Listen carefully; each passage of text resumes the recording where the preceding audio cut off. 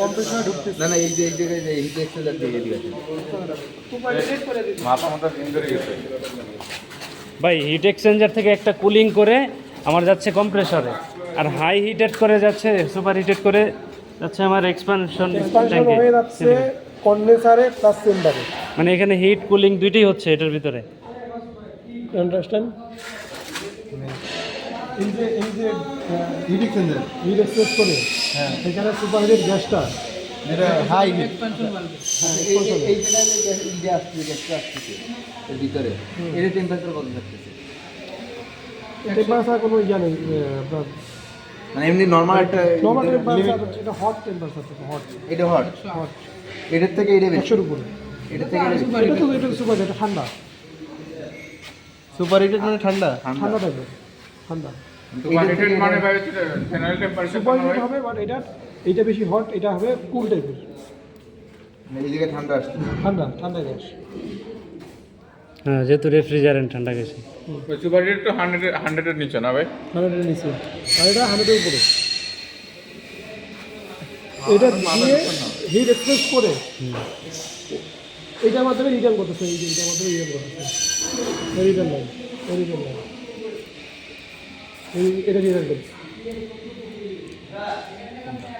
এটা এই যে return line। এক্সপানশন হয়ে তারপরে কন্ডেন্সারে যাচ্ছে ভাই। হ্যাঁ, ভাই রিটার্ন লাইন অ্যাকুমুলেটর হয়ে তারপরে আমার কম্প্রেসর হয়ে তারপরে এইটা চলে আসবে আবার আবারও সে ওই একাই সেল সার্কুলেশন সেলফ সার্কুলেশন করবে। ওই পর্যন্ত সাইকেল শেষ, আবার রিসাইকেল হবে। মাইন্ড সেট আপ এইভাবে অপূর্ণতা থাকবে, কখনো ক্লিয়ার হবে না, বাট ধীরে ধীরে আরও ভাই আপনার সকাল 8টার সময় আসবেন ভাই, আমার ঘুমের টুইটুতে আসলে তখন খবর না শিখবেন। আর দরকারে মাইন্ড অফ রেস্ট দরকারে আরেকবার ইয়া হবে, রিপিট হবে। ওই রাখেন না ভাই উপরে এটা যাচ্ছে আমার, এই গ্যাসটা যাচ্ছে ওই সিলিকন অয়েল এক্সপানশন ট্যাঙ্কে। Thank you. ওখানে অয়েল গ্যাস দুইটা একসাথেই থাকবে। ওটা শুধু অয়েলটাকে ঠান্ডা করবে সে, ওটা হিট এক্সচেঞ্জার। ওই অয়েলটা কি আমি গ্যাস ঠান্ডা করবো না গ্যাস দিয়ে অয়েল ঠান্ডা করবো? গ্যাস দিয়ে অয়েল ঠান্ডা করবে। অয়েল ঠান্ডা করবো।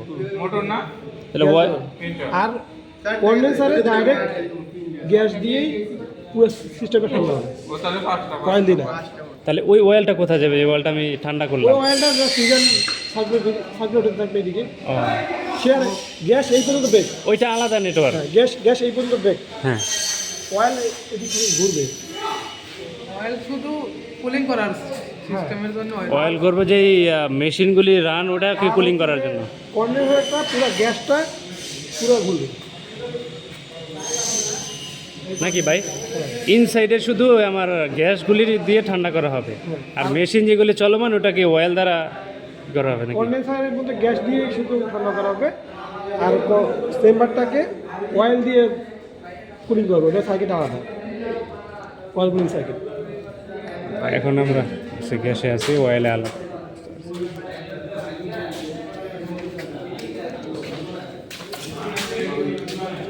গ্যাস ওইদিকে যাওয়ার পর আবার এই জায়গা দিয়ে রিটার্ন করতেছে ওই জায়গা দিয়ে যাওয়ার পরে। হ্যাঁ, এবার এই জায়গায় টেম্পারেচার মনে করেন যে 100 আছে, 100। তাহলে এই জায়গায় এসে আমার কমতেছে আবার নাকি বাড়তেছে?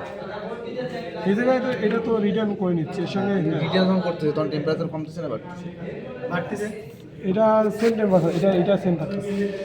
জাস্ট ময়েশ্চারগুলি মশারটা এখানে পড়ে যাচ্ছে, জাস্ট মশার হোয়াটসঅ্যাপটা এই জায়গায় ই করবে হ্যাঁ। মানে ওই অয়েল সেপারেটরের মতন বা এই shape মতন ওয়েট করে তারপর লিকুইড আবার অয়েল, সাকশন হচ্ছে। Liquid gas separator, liquid gas. এটা যে সাকশন হয়ে যায় হলো ওই বাষ্প কম্প্রেসার। এটা কি অ্যাকচুয়ালি এটা অ্যাকুমুলেশন অথবা Accumulator। Gas separator, liquid gas separator.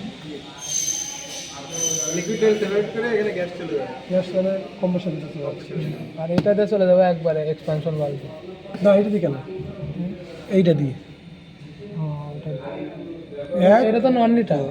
1 2 3 ওইটা উৎস, এইটা আছে রিটার্ন, হুম, এইটা আছে এটা সাকশন। কম্প্রেসরের রিটার্ন, এটা আছে মেশিন থেকে রিটার্ন করতেছে, মানে চেম্বার এবং কন্ডেন্সার রিটার্ন করতেছে। এটা কম্প্রেসরের মধ্যে রিটার্ন করতেছে, ওইটা ওটা উৎস। ওই সময় ওই বাটের ওই যে মাশরুম খোলা থাকে, দুইটা থেকে একসাথে টেনে নিয়ে আসে। ভাই এই দিয়ে আসতেছে না যাচ্ছে? এটা দিয়ে কিছু গ্যাস, হাই টেম্পারেচারে গ্যাস আসতেছে, ঠিক রিটার্ন করতেছে ইয়ার ভিতরে ওই যে হিট এক্সচেঞ্জার আপনার না ভাই আমি আসবো? মাসুম বললো না মাসুম আমি মাসুম হিট এক্সচেঞ্জার এই করতেছে রিটার্ন করতেছে হ্যাঁ হিট এক্সচেঞ্জার করতেছে না ওই যে এই হিট এক্সচেঞ্জার রিটার্ন করতেছে এটা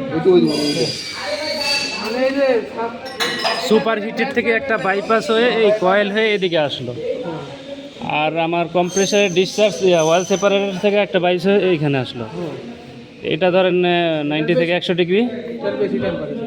এটা বেশি এটা 200 250, দুইটা মিশ্রণ হয়ে এটা সুপার হিট, এটা হাই হাই হাই হিট, এটা হাই হিট, এটা সুপার হিট, এটা হাই হিট। এটা কি এন্ড লাইন কি দুইটা ভিতরে ঢুকে বের হইছে নাকি এটা রিটার্ন। তাহলে ভাই সুপার হিটারের তাপমাত্রা খালি কত? এই তাপমাত্রাটা আর এই যে রিটার্নে যে গ্যাসটা আসলো দুইটা মিস হয়ে 180 থেকে 100, এই ড্রয়িংটা থেকে ড্রয়িংটা ড্রয়িং। এটা হাই হিট। ভাই এখানে একটু ক্লিয়ার হয়, এখানে আপনার রিটার্ন থেকে গ্যাসটা আসলো এখানে, আর সুপার এইখান থেকে আমার আসলো দুইটা গ্যাস, সুপার হিটেড আসলো আর একটা হচ্ছে হাই হাই হিটেড, দুইটা আসলো মিশ্রণ হলো। মিশ্রণ হয়ে- তারপরে মাঝামাঝি একটা তাপমাত্রা গ্যাস তৈরি হবে নাকি? মিশ্রণ হয়ে এই রিটার্নের গ্যাস যেটা আছে ওইটা একটু ঠান্ডা, টাচ খাবে। দুইটা মিশ্রণ তিনটা গ্যাসে একসঙ্গে 3 পয়েন্টে টাচ খাইল, 3 পয়েন্ট টাচ করার পর এটা গ্যাসের এই গ্যাসটা যে টাচ করার পরে ওর মধ্যে যে যদি লিকুইড টিকুইড থাকে সেটা পড়ে গেল, নিচে আর পড়ে গেল। এই গ্যাসটা রিটার্ন করে কম্প্রেসরে দেওয়া হবে। তিনটার মিশ্রণে যেটা উৎপন্ন হলো সেটা নিয়ে গেলাম সাকশন করে। গ্যাস নষ্ট করবে না, এই জন্য রিটার্ন নিতে কমপ্লিট। তিনটা মিক্সিং হয়ে এই গ্যাসটা এদিকে চলে যাচ্ছে কম্প্রেসরে। Yeah, এখন ক্লিয়ার। এটা আসে হলো চেম্বার আর হলো Condenser কন্ডেন্সার থেকে। কন্ডেন্সার থেকে ডিরেক্ট তরল আসে ভাই, না, না না, গ্যাসের সাথে সামান্য একটু কিছু। লিকুইড থাকবে, খালি লিকুইড গ্যাস বলা চলে। Liquid gas. এই প্রোডাকশনের লোকজন আমাকে কফি টফির ব্যবস্থা করো। এই জায়গা দিয়ে সকাল থেকে না খেয়ে ই করতেছি, সিঙ্গারা মিঙ্গারা মানুষ খাইলো, কেউ ডাক ডুক দিল না, সুপার হিট না এটা দিয়ে তোমরা কফি খেতে গেলে বিস্কুট খেতে গেলে কিছুই পাইনি, এক গ্লাস পানি খাইয়া পড়ছি। হাই টেম্পারেচার 200 থেকে 250, high temperature high pressure gas. আর এটা 80 থেকে 100। এইটা আর এটার টেম্পারেচার কত ভাই? রিটার্ন লাইন বললে তো টেম্পারেচার থাকবে তোমার হলো যে 80 থেকে 100। এর ভিতরে কি কোনো কয়েলের মতো মাইনাস? -25 বললেন না ভাই? 20 থেকে 25। কাছাকাছি থাকবে। সো মাইনাস 30 ধরলেন। কুলিং কুলিং লাইনে যে লাইন টেম্পারেচারটা থাকে অয়েল কুলিং টেম্পারেচার কাছাকাছি থাকবে, একটু কম হবে। ভাই মাইনাসে গ্যাস আসলে তো -45 থাকে সাপ্লাইয়ে, রিটার্ন থাকবে মনে করেন যে -40 35। তাহলে তো ভাই যদি ময়েশ্চার থাকে আর গ্যাস যদি -45 থাকে তুমি তো বরফ হয়ে যাওয়ার কথা। হ্যাঁ ভাই কোথায়? এটার ভিতরে রিটার্নে এই লাইনে যেহেতু ময়েশ্চার আছে আমার। ময়শ্চার তো ময়শ্চার নষ্ট করে দেওয়ার জন্য এখানে ফিল্টার আছে একটা রিটার্নে ভাই, রিটার্নে রিটার্নে। রিটার্নে যদি -20 বা 25 এর উপরে আসে তাহলে তো বিক্রি হয়ে যাবে। বরফ না চলে যাবে। না, গ্যাসে ময়েশ্চার না থাকলে আর বরফ হবে না, লিকুইড হবে। এইখানে একটা ফিল্টার আছে, এই দেখেন এর ভিতরে মশারটাকে আউট করে দেওয়ার জন্য। মশার কোনোভাবে থাকার সুযোগ নেই। এই কামে লিকুইড না, এর আগে ধরেন আমার ওই ফিল্টারে যাওয়ার আগ পর্যন্ত যদি আমার বরফ জমে যায় আমার লাইনে, তো এইখানে পড়ে যাবে। আর তারপরেও যদি থাকে কিছু মশার, এইখানে যে ফিল্টারিং হয়, এই যে ফিল্টারটাকে ড্রাই ফিল্টার আছে, ডায়ার আছে। ভাই রিটার্ন লাইনে বলতেছে যে এই লাইনটাতে যেটা আমার কন্ডেন্সার থেকে আসছে, এই লাইনে যদি ময়েশ্চার থাকে এইখানে পড়ে যাবে, এইখানে সেপারেট হয়ে যাবে। প্লাস আরও সেপারেট ডায়ার আছে, ডায়ার হিটার, ডায়ার কোড, এখানে ডায়ার কোড আছে একটা, দুইটা এইটা স্যার ওই কোনো একটা আছে নিচে ওইটা আছে, ওটা অয়েল ওটা wild dryer oil moisture filter. Moisture ঠিক আছে। ওরে একটা মিটার দেন আর ওই যে চাবি দেন, ওটা চেক করবে। এবং এটার ক্যাবিনেটের চাবি। এটা খুলে দেন, plus meter right and pin. কি কোনে কি আছে এই হাতে এটা দিয়ে হয় না? এটা ওয়ার্কিং।